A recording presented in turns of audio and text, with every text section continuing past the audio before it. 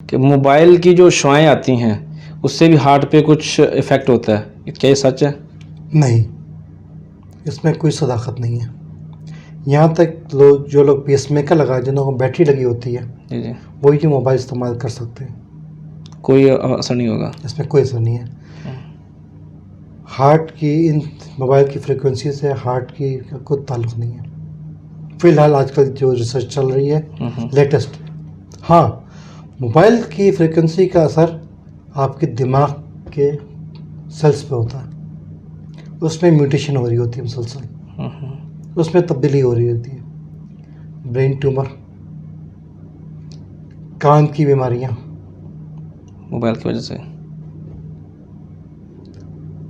आई site का loss होना, आँख की कमज़ोरी मोबाइल की तरफ, क्योंकि 24 घंटे आप हाई रेजोल्यूशन चीज़ देख रहे होते हैं।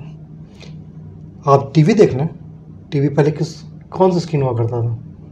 हाँ जी। अब प्लाज्मा स्क्रीन आया, एलईडी आया, एलसीडी आया, एलईडी आया, अब तरह के आ गए। जी, जी। तो ये सब तो हैं।